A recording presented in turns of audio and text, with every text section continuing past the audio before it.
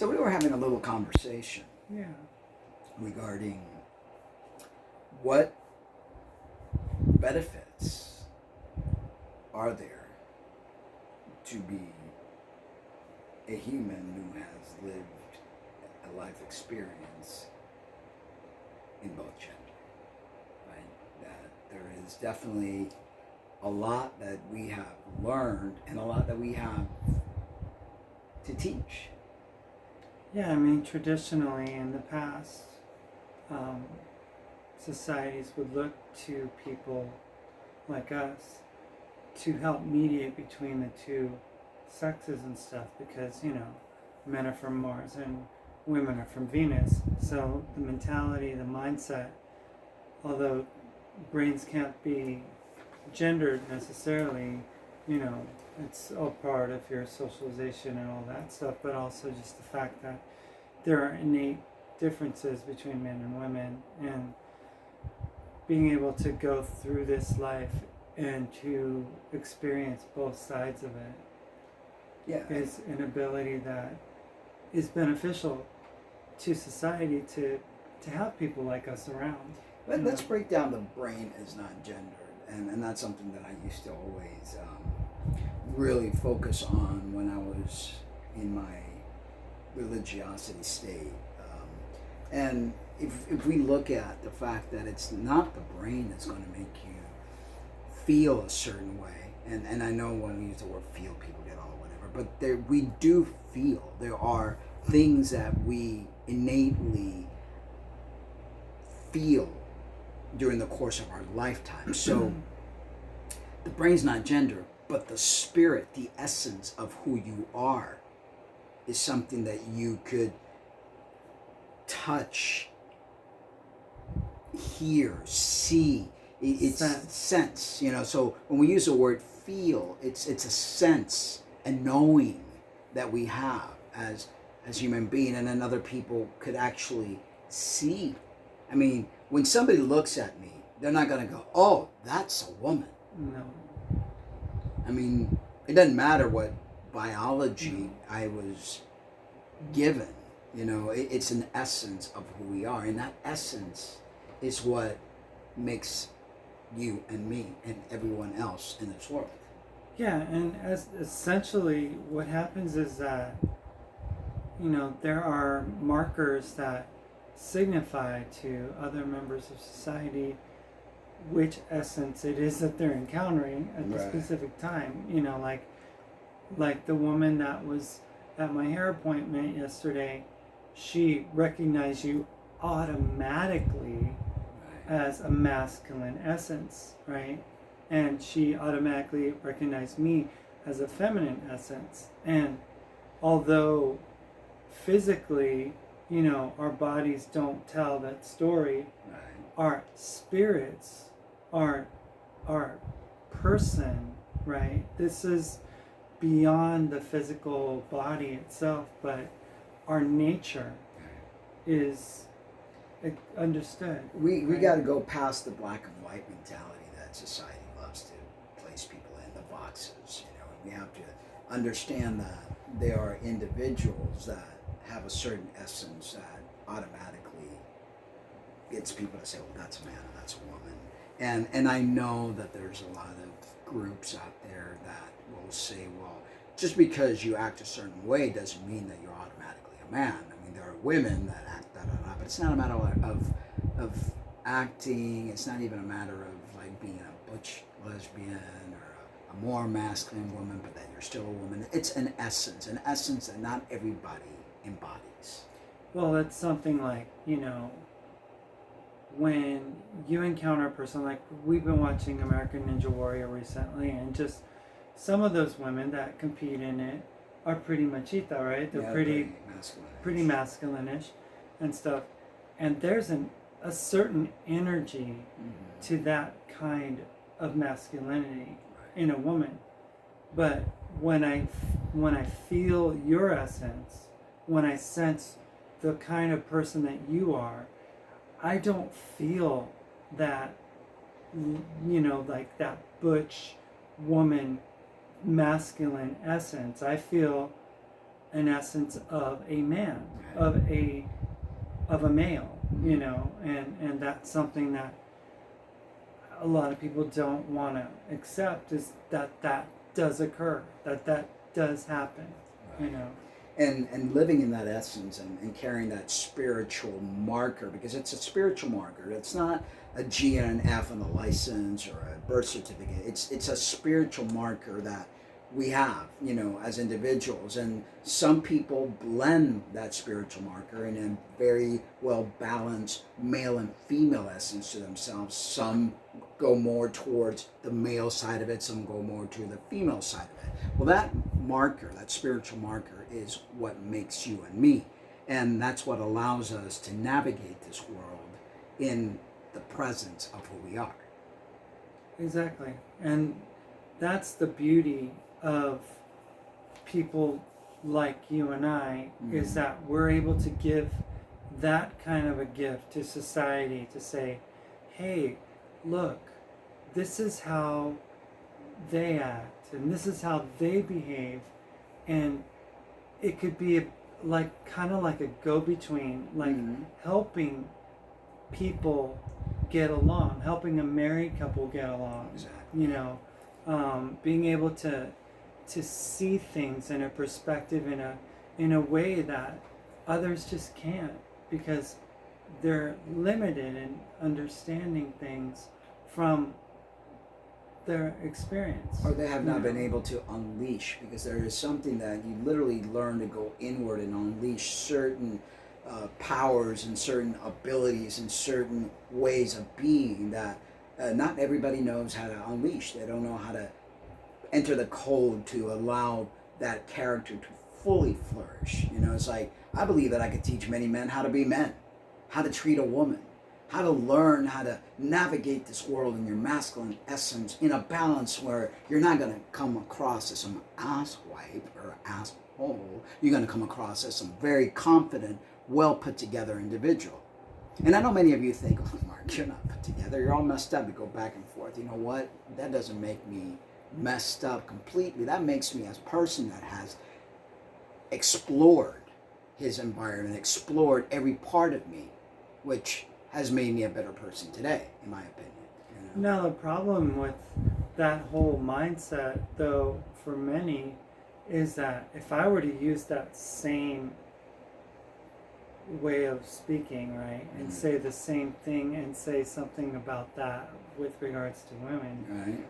Oh my gosh, it wouldn't work. I know, because, you know, it's like guys will see a trans guy and they'll see them like competing or something in a sport, and they'll be like, go little dude, way to go, you know, make it. You know, you got what it takes. You know, just, but you find that not happening with trans women. And I'm not talking about like a big oversized, you know, totally unfair, you know, clobber me type of body type of trans woman, but like any trans woman would dare to compete, like in any kind of sport. There are always going to be those that are going to say no to the no to the no. Right. It doesn't matter.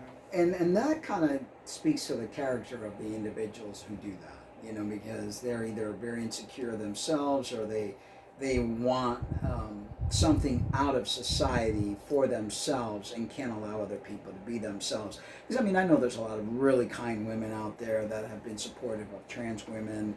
I think I interviewed somebody who had a friend who fell in love with a trans woman and didn't have a problem with that trans woman competing. That's how they met, in some sort of sports competition.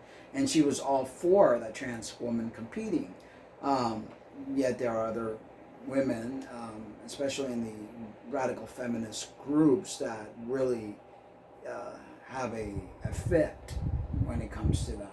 You know? There are some trans men out there that, you know, also have major fits as well with, and it's odd because I find it like, you know, okay, you're a trans man, so you would know the trans experience, you would know what it's like, but there adamantly like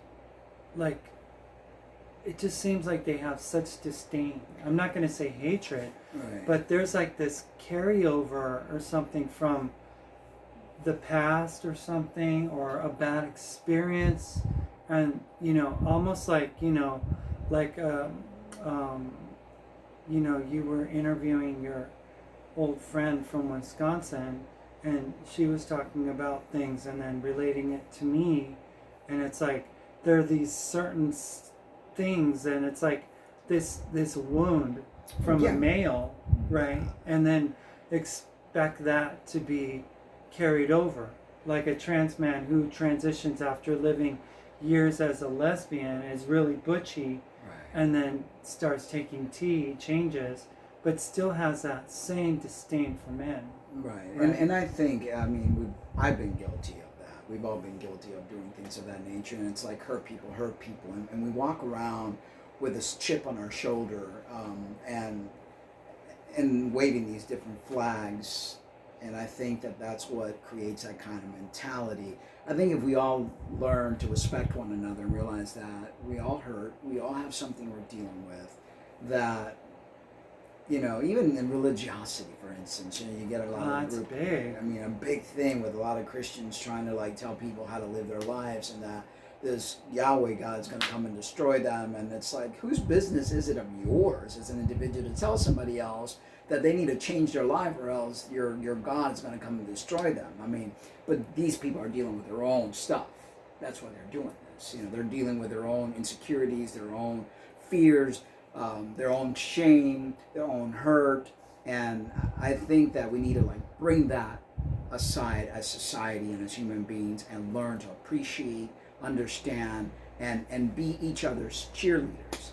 But I think that part of that also is them getting fire insurance. Basically, they want to be the good moral example, so that in their eyes, their faith and their belief system, that their God wouldn't punish them for saying, oh, let's have compassion on people like us, right? It's like, no, God doesn't see it. It's an abomination. It's wrong. So in God's eyes, it's wrong. So if I don't agree with God, then I'm going to be punished for, Or if I change, then why can't they change? And you see a lot of that. Yeah. And that's especially in the X community, Yeah. where they're like, well, if I can't be that way, then why can they be that way? Exactly. And it's like...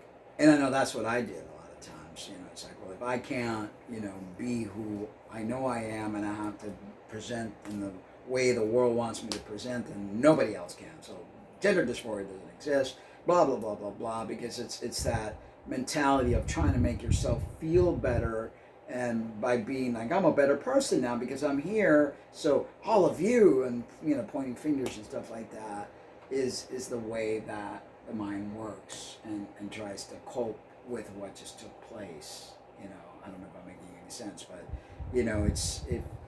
instead of when a person changes, let's say an ex-smoker, for instance, they are the worst because they're no longer smoking, so now you're wanting to make everybody else quit. Yeah, it's like, I quit, so why can't you quit? I can't stand that smell, and ooh, that's bad for you, and so it's human minds. But I think if we all learn to have an open mind, learn to coexist, learn to appreciate people like Lynn and I, and all those different people out there in the world, and realize that you have something to learn from all of us. We all have something to learn from each other. Everybody does. Not that we're some special, super special. We just have a unique perspective, and we're willing to share it. Exactly.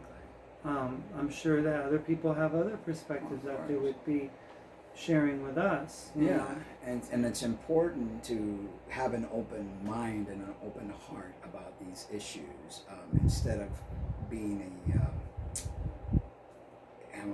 a hindrance in somebody's life, or a wall in somebody's life, where you're making it a lot harder for people. If people are going to make mistakes, they need to make mistakes on their own, and learn, because that's the only way you learn, through trial and error. It took me, God knows how many times, to detransition, to finally come at peace with who I am, and appreciating who I am. You know, because before I wanted, like, if I couldn't be a full-on man, then it wasn't, you know, that was like an imposter, you know, in my mind. And it's like, you know what, I will never be a full-on man, and that's okay. I like who I am, you know. I love who you are. You know, and it's like, I wouldn't want anything other than what you are. And, you know, appreciating you as the woman that you are. Like, in my mind before, I was like, well, I've been with women before, you know, they're not a woman, blah, blah, blah. And it's like, no, but it's like, hey, it's way better because I've been with women before and I know the limitations and I know the things that kind of like, and I'm not going to get into specific, but we spoke about it yesterday regarding certain things that happens a month and blah, blah, blah. And it's like, I really, you know, there's just certain things that I believe trans people have that edge and are great hybrids because we've taken a little bit of this and a little bit of that and we've created who we are. And once you accept that, you become an awesome person. And in the creation of what and who we are, it's not like some artificial, you know, thing that we've become some kind of a synthetic person or something. No. I mean, we're literally who we are, right. You know, and it comes naturally to be who we are. Right. You know, it's not like some, you know, like you have to go to some school to learn to be a certain way. I mean, you just flow in the person right. that you are. But what I meant is like, you know, everybody, like for instance, if a person wants to build their body is not going to get built just by them thinking about it, building it. You know, they have to have a certain meal plan. They have to go to the gym and execute certain exercise movement to create the body that they want to see. I think that the same thing goes for trans individuals that are learning to be who they are because they haven't been given those skills that come with you from a very young age as you are being trained, as you observe what your examples your mother teaches you certain things, you see your friends the way they act and they're of that gender. So I think, you know, it's okay to be able to learn. There are certain things that are innate. Like there's certain things with me that have always been innate. You know, it's like the way I talk, the way I express myself, that's my spiritual energy. Right. If you are a trans person and you don't have that spiritual energy of being you, then you got to kind of think about your course of action. Are you really doing the right thing for you? And I think that's why we have so many detransitioners nowadays. Yeah, well, I mean, I think that a lot of people use the trans diagnosis as a way to call themselves something, mm-hmm. you know, and to finally say, oh, that's what I am. Oh, okay. Right. And then to come to find out later, after they had done all these things to their body and stuff, that they're still empty, that they're still broken, right. or more broken than they were before. Because this is not something, again, that is common. It's not something that is the norm. It's absolutely the last resort. It's the rarity. It's the odd, you know, thing, right? To be this way. It's special, but it's not common. So as common as it's become, it's not really that common. You know, people are using this diagnosis to cover up a bunch of other things that they might be dealing with. Exactly. And, you know, I mean... And it's just a matter of like, okay, are you doing this because you're trying to find happiness? Because if you can't find happiness within yourself, no matter what you do, then that happiness is never going to be there. You can't search for happiness in material things and in things that you do. This is just a matter of like living in a balanced state without any type of friction. Like whenever I try to be Maritza, it's always so difficult to try to live in that set role that I was given, you know, because yes, I'm intersex and I was said, well, I'm a girl, and I had to live that way because that's how I was pushed to live. I don't know if I'm explaining myself, but that's how the world saw me. And then when I try to be who I am, you know, and who I am is this person that you see before you, my masculinity, my actions, and I know that many people, well, just because you're masculine doesn't mean you're a man. It's yeah, but it's not It's not a butch Again, lesbian. It's not a butch It's lesbian. on, you know. There's no butch lesbian energy in you. No, I mean, it's I've so. been around that before, and it's not. It's not. So you've got to like really understand who you are, how you're going to navigate life, be able to cope with things around you. So if you're thinking about transitioning, think twice, because it's not for everyone, and not everyone is going to fit into this box, if you will. You know. No, it's actually quite dangerous to do this for other purposes and other reasons, because what ends up happening is that it's like, you know, you took the wrong turn, you know, and it's not gonna end well, because the initial purpose of what it was done for wasn't that pure purpose of what it's intended for. And it can destroy, and has destroyed, a lot of people. A lot of people are stuck because they did, say, SRS or something, you know, They regret it. and now they regret it, and they wish that they wouldn't have done that. But they're like, well, if I can't go back, you know, I'm just, you know, I mean, the only way I'd go back, I've heard it said before, the only way I'd go back is if I could get everything I had when I left. It's difficult. It's very difficult. And you know, detransitioning is not an easy thing. Obviously, I've tried. And, you know, and why you're detransitioning. You're detransitioning for all the wrong reasons, because you feel shame because of your religious beliefs, because of the way, you know, you've been treated, and you're just tired, and you just want to, like, feel normal again. You know, well, when you go back and you detransition, the last thing you're going to feel is normal. I felt so abnormal. It's because, see, when I saw what was happening with Mark throughout the years and stuff, I noticed that it's like trying to resurrect a person that has been laid to rest a long time ago. Back in 2003, something, or before, like when you started taking tea, working out, you know, that other essence of you, it's almost like a walk-in or something.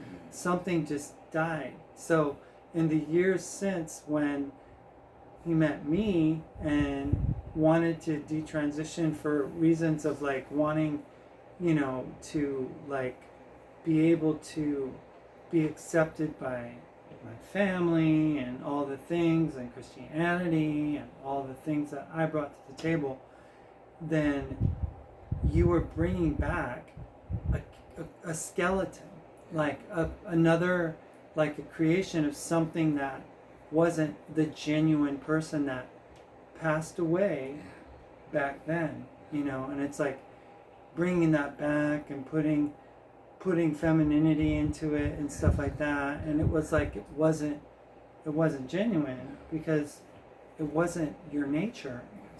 You know, because when I was living as Maritza, I was never really feminine. It was like, it was easier to get away with it trying to, because I didn't have to climb the mountain that I had to climb now, you know, because so many things have been overly enhanced. My voice has always been androgenized a lot of things. Yeah, I mean, my voice has always been deep, but with tea it became even deeper. You know, my mannerisms have always been masculine, but with tea, and with all the muscle that I built and everything that I did, and living as a man for so long, it was like trying to resurrect a zombie.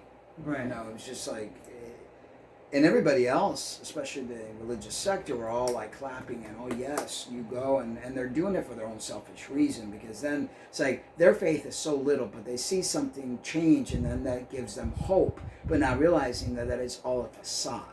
That's all it was. One big charade, one big. And that's fat what I don't lie. understand with the people that were your audience back then, is how little they seem to have like a perception of reality, Discernment, there's and none. truth, and what is the innate nature of a person, regardless of their body part, you know, because a body part is just a physical attribute to a physical body. That's it. you know, and those parts that distinguish men from women are really distinguished only because they produce different things in reproduction. Right. And that's really, Well, that's really it. They're trying to see us as animals, it's just like some reproductive animal. And we're more than that. When you take your spirit sense, you're more than just a reproductive animal, and I think that's where religion fails. It's like they try to put everybody in this box, and we are so much more than that. I just don't understand the lack, like you said, of discernment in recognizing that because you don't fit in the women world. Yeah, they want it so badly because they have lack of faith themselves. Okay, and that's where it comes from. So much lack of faith. And there's really nothing they can hold on to. So they take someone like me who all of a sudden says they're saved. And of course, I'm just giving words that I know people want to hear. Because I know that that's, and my grandmother raised me in the Jehovah Witness. And my grandma was concerned that I was going to be a lesbian. And I had all this really bad masculine, to her it was bad, way of being. And so, when they see somebody say, "Oh, I'm saved," they're like, "Oh, there is a God." See, there are these words that Christianese basically is what you call it, or the Christian cliches and stuff. If you use those cliches, you're gonna gain an audience because they're gonna go, "Yes, I agree, I support that," And all you have to do is just speak the code, right? Yeah. Speak the Christian code, and then you're accepted, right. But once you change your code, once you change the language that's being communicated, and then all the support that you would get just goes away. People then just no longer want to associate with you. And it's really shameful because instead of trying to learn from individuals like us, who have entered the ins and the outs and detransition, retransition, and have been in the presence of Christianity and read the Bible and listened to the worship music countless hours, instead of learning like, wait a minute, so there's something more to this than what I have been taught. Maybe this is not as concrete as I thought it was, and explore. right? Because they need to learn how to explore instead of just being this one-track mind. That one so-called friend of mine from Canada who said, "Oh, you were never a Christian." Oh, I was never a Christian, but when the time that I was You were the speaking most Christian I was like the most enlightened and like the Spirit was all over you. Yeah. So how well is your discernment, and how real is this belief system? How concrete are we as human beings in our belief system and the way we navigate life? Maybe there's so much more that we need to learn. Maybe there's so much more that we need to understand than just the easy black and white mentality that you have been trained to believe in. Yeah, I had something else that I was gonna jump off on with that, but it, basically, just lost it. But it was there. Is that about the one in Canada, or? Oh, okay. You had an interview with Transbra, right? Mm-hmm. And I guess it's changed. The show's name's different now, but he had a guest that we had interviewed, and she had detransitioned and started to get back on tea recently, and she mentioned something, and I knew it was in it was in reference to you, right? Because they said, I just don't understand how, people that have been transitioned for a long time can detransition and then retransition and then detransition again and retransition, and I just don't understand that mentality. I don't understand why they would do that. And it's like, there's very simple explanations for all of those types of things. It's just if you're willing to do the work to understand where people are coming from. Right. And when you're coming from, a background that I came from, and then that background gets spit in your face, right? And you have to now navigate through the web of Christianity. Makes you feel inadequate, makes you feel like you're a mistake, makes you feel like you're sinning and you're in error and you're living out of, the way that God intended and all that. And I mean, yeah, and then that just like brought in stuff from my childhood, the way that I was like. So that negativity feeds its own, Yeah. the recessed negativity that you've kind of like put away and you kind of buried into like some kind of a, some kind of rug underneath, right? Because I worked through all that when I was living with my ex. Or you thought you did. Yeah. I just had like swept it under the rug, but I was living my life without really questioning who I was, and then the Christianity came along, which you introduced, and we would watch a bunch of stuff, and then that just kind of spurred up a lot of the old stuff that I was raised with, and that's the most damaging thing for people, really damaging. And there's nothing wrong to experiment, going back and forth. I think you become a stronger person. I think you get to know yourself a heck of a lot more when you swim in those waters. And there's nothing wrong with changing your mind until you finally, it's like calibrating. You're literally calibrating yourself. And you have to go a little bit to the left, a little bit to the right, so you can find that perfect balance. But see, that's painted as being a double-minded man, unstable in all their ways. It's like, okay, here you have this perspective of like, okay, in order to calibrate your life correctly, you have to adjust to the left, adjust to the right, and try to find your balance, right? You just don't weigh something on a scale and all of a sudden it's the perfect weight. Like when we're looking for fruit for a customer with Instacart, they want 1.5 pounds of bananas. Mm-hmm. You weigh it. Oh wait, it's too much. Okay, you change your mind. Yeah. You get another banana. Right. You bring less. You bring more. And it's like this balancing, right? But Christianity says, no, you have to stay like this. You cannot venture off from that. You have to, if there's a road over here that's, showing something in that road over there, no, you're double-minded by going up that road or that road. No, you have to stay straight, and it's like, how are you going to stay straight if you don't measure what you're doing, and that's the problem that I think we have with that faith belief system, is that there is no allowing you to adjust.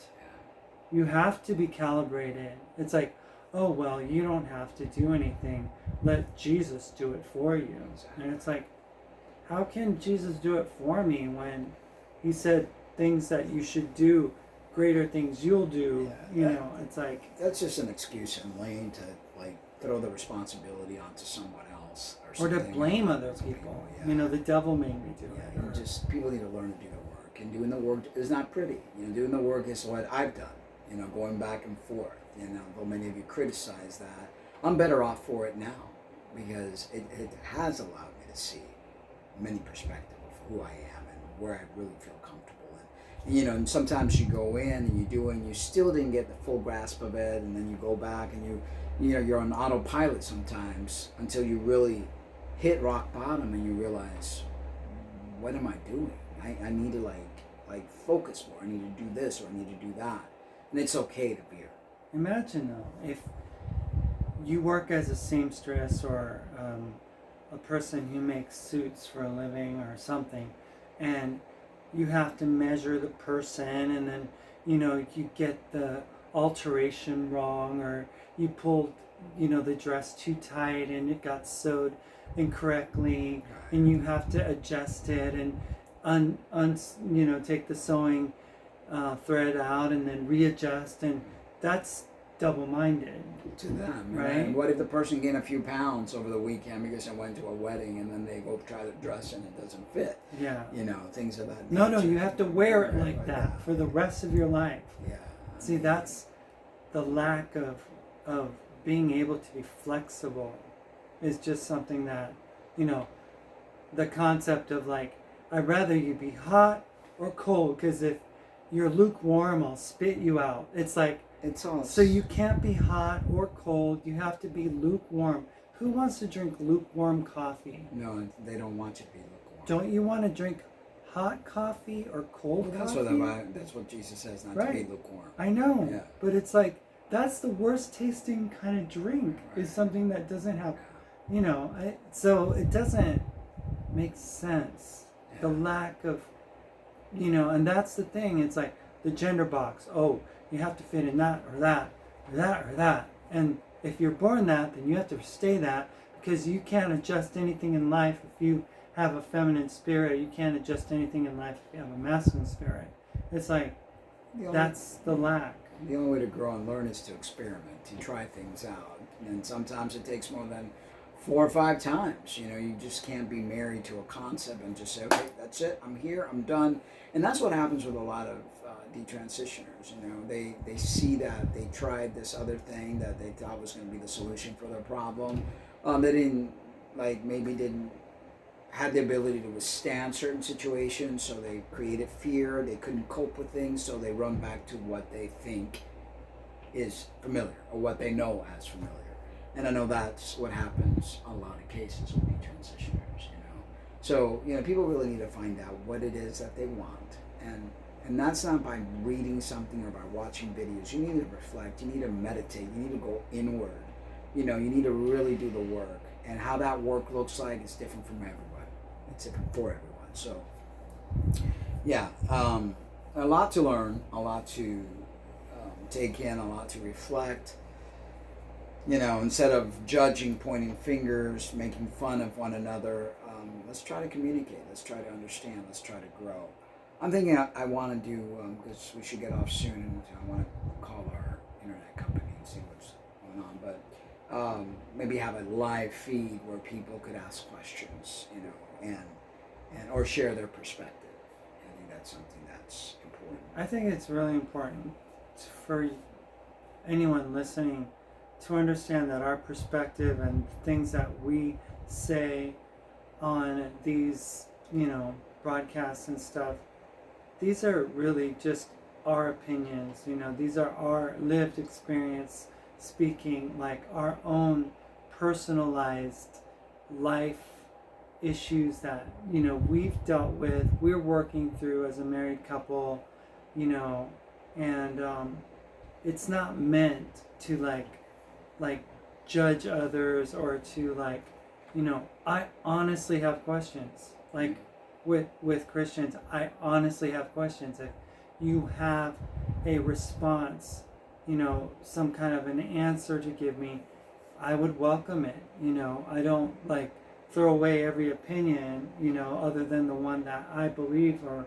accept to be true. I want everybody to have an open forum and to be able to speak and to feel comfortable to speak. But we know when people are just being sarcastic, you know, and there's a difference when we're able to dialogue respectfully between each other, you know, and have a meaningful conversation. Then that's beneficial for both parties. And I think people could learn. I mean, look at our relationship. We have been in, you know, the brinks of breaking up. Well, we've actually broken up. We've gotten divorced once. We remarried. We're almost going to get divorced the second time around. But yeah, we've managed to save our marriage. And that's something that is so... Yeah. And it's so much better that we did. Yeah. Because second time around, third time around, it's the charm. Yeah. It's really, I mean, I think we understand each other more now than ever. I think we're like, you know, past a lot of the things that, the immaturity. You know, there's a lot of immaturity. There's a lot of, I don't know, just a whole bunch of things that didn't allow us to work. And now, after everything's said and done, and we look back at the trail of destruction, you know, we could see, you know, we could understand where we're at and how much we love and need each other. And I think that's and important. we know what each other's needs are. You know, he's got certain needs, I've got certain needs, and we're both compassionate to those needs. Right. And I think that in any marital relationship, that is something, having those tools that we've learned about understanding and being compassionate towards the needs of each other, knowing that, he needs to be respected, knowing that he needs to know that I'm not going to undermine him in any way, shape, or form, and that my job, my gift for him is to be able to be his assistant and in help, and to be agreeable and to work with him and to be his biggest cheerleader, not to point myself ever as the devil's advocate. That's not what, in a marriage relationship, that a wife should be towards her husband, is a devil's advocate. Your husband's going to have a devil's advocate, right? Could be the best friend, it could be another person at work, it could be anybody, or even right? himself, because Or sometimes we're our himself. own worst enemy in the way we think. You need somebody else to bring you down when you're already down in yourself in your own mind. Yeah. And then the whole concept of feeling controlled as you used to feel, it's like you realize there was a reason for it, because on your own you see where you take yourself. Right. It's a very I guess it's a very limiting to feel that you can't keep things together. It's like, because the things that I've been through and just how I'm created, it just doesn't cater itself to being able to be alone. I need to be taken care of. I need him in my life, or else my life would fall apart. And I know that there's a lot of women out there be like, oh, I'm fierce, independent, I'm able to do everything and everything and all that. And it's wonderful if you are. Yeah, there's some people that can, and some people can't. I'm just not. I just, my nervous system, my person, my essence needs him. And you focus on each other's positives, and some of, like, I've got weaknesses and she has certain strength that will balance out my weakness, and vice versa. And that's what a couple is all about, learning to find the things, how to do that dance, because it's a dance that couples do, instead of fighting one another constantly. That constant, it's like, that just destroys the relationship and the person in and of itself inside. And it's just like, you get to a point you give up. You're like, oh. There's other people in life who are assigned the role of being the critics and the people that are, making these character assessments of your spouse and stuff. If you're married as the wife to your husband, your job is not to be a critic of him. He needs your total support. He needs your total, he wants that you be that person that he knows that he can go to, that's always going to give them positive encouragement, always going to build him up, because he's got other people who could do the other, right? There's plenty of critics out there, people that make you feel less than. So in a marriage, you got to learn that you've got to be, a what do you call it, like a cohesive unit, and allow each other, to feel safe. Because if you don't feel safe in your marriage, then what kind of marriage is that? So. And just to be totally trusting of the other person, totally, that they would know beyond a shadow of any doubt that there is no secret that you would ever keep from them. There's no anything that you would ever want them not to know about you. That they know everything that there is. That everything that you are, the good, the bad, and the ugly, is out there. And that he knows it, that he accepts it, and that he loves it, and he just loves you.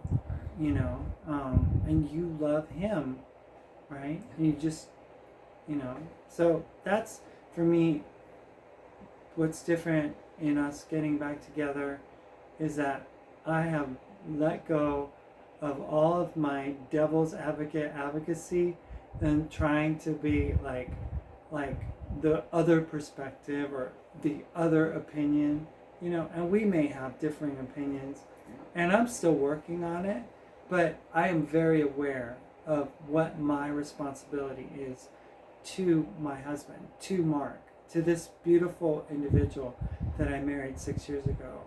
I mean, that is like, you are like the focal point, the most important aspect to my life, even over my own well-being, is your well-being. It's always been that way for me towards you. I always put you first, and when I decided to stay and to take care of you, I gave up my needs to be with you, to cater to you, and I just felt that it was never reciprocated.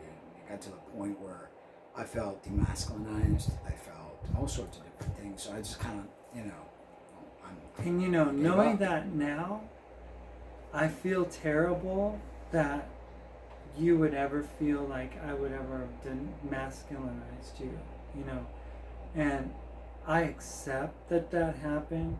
I acknowledge that happened, and I really feel bad that would happen, because there's nothing worse in any relationship, like whether you're a trans couple, whether you're a hetero, straight, regular, normal, whatever couple, or a lesbian couple, or whatever, right? Or a gay couple, or whatever. Then to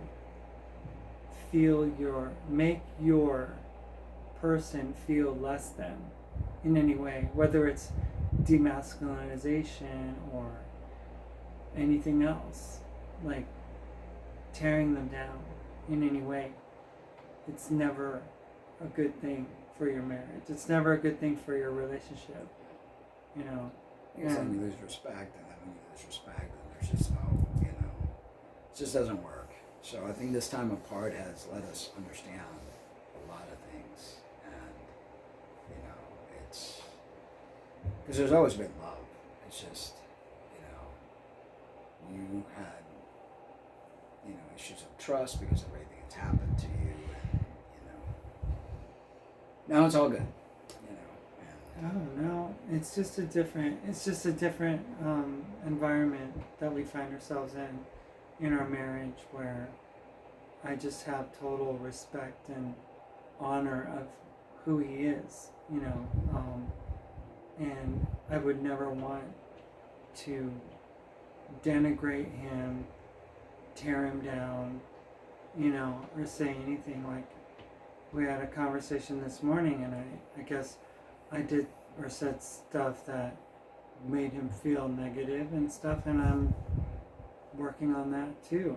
Because even in the little things like joking around, I think is just silly talk and stuff, and it affects him negatively, I won't do it, So that's the difference, is that I'm very, very sensitive to your needs, right? And I don't want to do anything to compromise your health, your emotional state, your ability to feel and be who you are to me, right? You're my husband, you're my protector, you're my person, you're my love, and I don't want to do anything that would jeopardize you having that. I appreciate that, because it's important, and I know a lot of people, don't agree with that and all this new way of being, but look at life and where it's at because of this new way of being. I think that there are things in life that are meant to be a certain way for a reason, and when we fight it, it's like that old saying, you can't fight City Hall.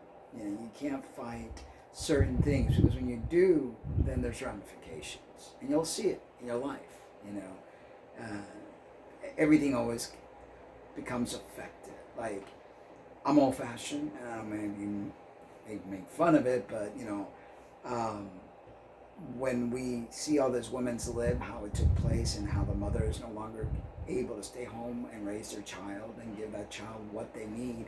Well, why do you think we have all this neurological impairment, all these problems that we're seeing with children that we weren't seeing back in the day when the mother stayed home with a child, and the father went to work and brought home, the necessities, and everybody had a role to play. Well, now women still have to go out and work, and they still have to take care of the babies. They're like putting so much on them. You can't be effective if you're trying to juggle a whole bunch of balls in the air. And call me old-fashioned, call me whatever you want to call me. But things have a rhythm. It's like trying to dance salsa and two people trying to do the same leading role. It doesn't work. You're going to step on each other's foot. There's a rhythm. There's a dance that we all have to do, and it's all part of nature. And when you dance together, and it's magic, like you watch certain dance, choreographed things, like between like two people, and one's the lead and the other one's the following, and kind of the one that does the spins and the twirls and gets thrown, and it's like, it's beautiful, but two people can't throw each other. No, I mean, you try to see like the movie Dirty Dancing when Patrick Swayze, I forgot the name of the girl, the actress, but Jennifer Grey. Right, and he's the one throwing her up. She couldn't throw him up. She was just doing her thing with whatever it is, and flipping her hair, and I mean, we're trying to like fit a round peg in a triangle, and it don't work.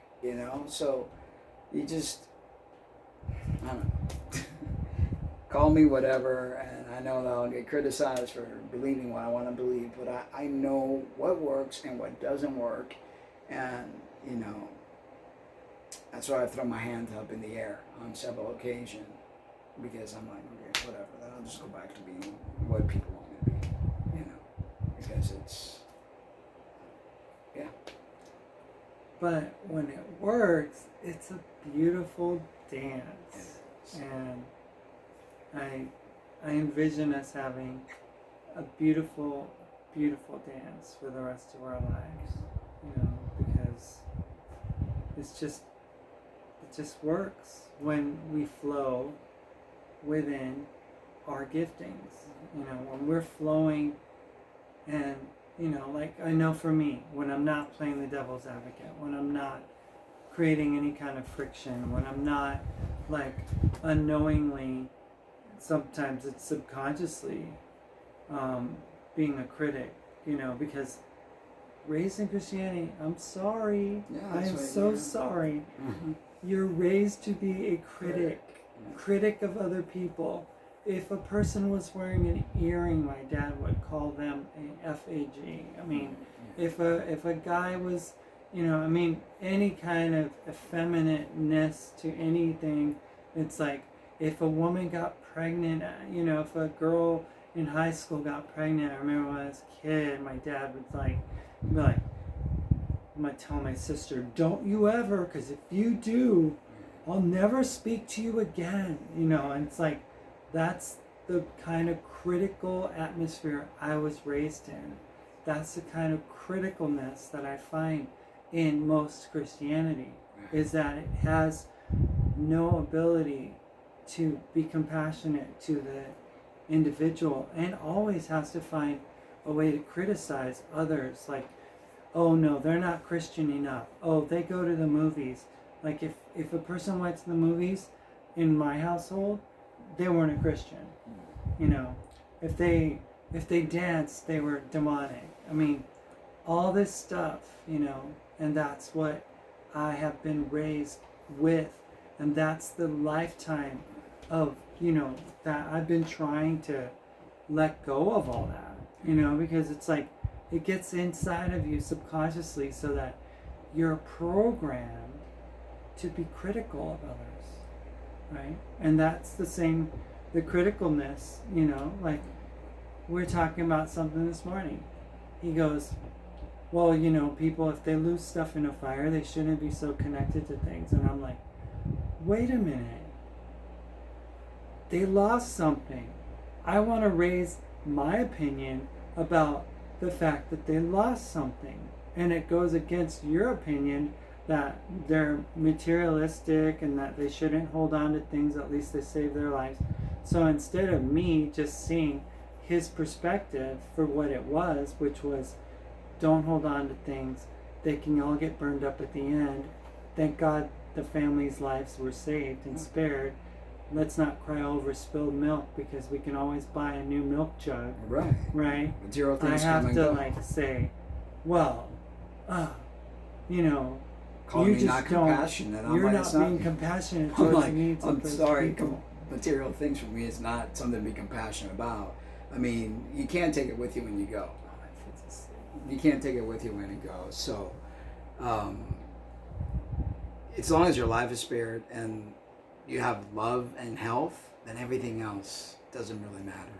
Because people are imprisoned to these four walls and to the things that they have, and then they become sick because they lost something, because they can't deal with the fact that they lost their goods. Well, if you lose your health, then you're going to have some problem, because you're all upset about losing the things that you have. But see, the point that I'm trying to make is that it's not my job to go against his opinion about a certain thing like that. My job is just to say, yeah, honey, you're right. That is really, just as somebody else could, go around by the water coolers at work or whatever and have a debate with you on, the efficacy of that thing, right? Whatever that mindset. My job is to make him comfortable in his opinion, or just to understand agree, it. to agree with him, and just to, so you have an opinion, right? It's like, but is it worth like causing friction just because you want your opinion to be known? Because I mean, you could have it, but you don't always have to give it.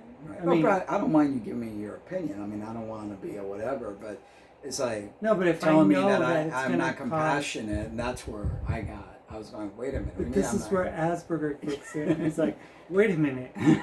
What? No. And then it's like... So you're doing it again. You're saying this is where Asperger kicks in. See? Again, Again, my critical... Yeah, instead of saying, yeah, okay, honey. See? I still have... So when we get into that, that's where we've had problems in the past, where... It's like, I'm very passionate about spirituality. I'm very passionate about what I see is wrong with society, and how society, from what happened last year with the pandemic, how people have been losing everything, there's a lesson there to be learned. Because the earth is always going to shift. The earth is always going to have a meteor come down. The earth is always going to have fires. People are always going to lose things. If you hold on to those things, you're going to be unhappy. So how does those things don't affect you? When you don't give it power. When you don't allow it to affect you. When you realize, hey, I'm alive. My family's alive. We could always rebuild. And people have been rebuilding since the beginning of time. And that was my whole thing, And where I get, hurt and kind of like, that's why I'm told I'm not compassionate, or I have Asperger's. I know I have Asperger's. I have the worst Asperger's ever. When I get into something, I'm like a train. And then it's like my mind's going, I'm not being heard, because I was never heard as a child. The chickens pee, when the children talk when chickens pee. Well, Dad, when do chickens pee? Never. So I'm never going to get heard. No. So that's where I have, the thing. So as my wife, I need you, like you said, to be my biggest cheerleader, to understand where I'm coming from. It doesn't mean I'm not compassionate. I have a lot of compassion, but I also have a lot of understanding of things. It's like, So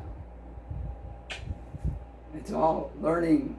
It's a dance. It's a dance, and it's growing, and it's like, it's like in a marriage, You know, the man is always taking the role of the protector, of the one that makes the decisions, of the one that says, no, I don't think this is going to work. Let's not. If the woman gets the man to second guess his, you know, his what's the word I'm looking for? His innate instinct, then that man's going to be weakened, and then that household is going to be crumbled and destroyed, because there can't be two heads, because then this happens. And I don't care what people say about equality, about this, that, and the other, but look at the world today. Look at our children, how they're being raised by a public school, and they're like, you know, they're messed up neurologically, emotionally. You know, there's just so much wrong, and we need to wake up and understand what's going on. But I love you with all my heart and soul. No, I love you too. I never want to do anything, and even if I do subconsciously, it's like I'm still working through stuff. And it's okay to talk about it, you know, because if that's the problem we had before, we didn't communicate, you know, because things might not be pleasant, but if we communicate with respect towards one another, because I love and respect you with all my heart and soul. I see you like I've never seen you before. But then one of the reasons I didn't see you is because you didn't see me. You know, you saw my physicality, but you didn't see me. As your husband. But that's the best now. It's the best. We're here now. We're here now. We are. The Cummings are better than ever. We're way better. Never forget it. All right, guys. I'll let you go. We might have some live feed later on this evening, possibly. We'll see. I don't know. Maybe we'll see. When we get our Wi-Fi. Yeah, we got to call and find out, because I don't want to sit there and have them. You know, I want to know what's going on. Because that's what I do, Mr. Anal ass that I am. But I didn't see you. no. See, I criticize my own self. That's what I don't need, because my mother was like, have my inner mother voice in my head.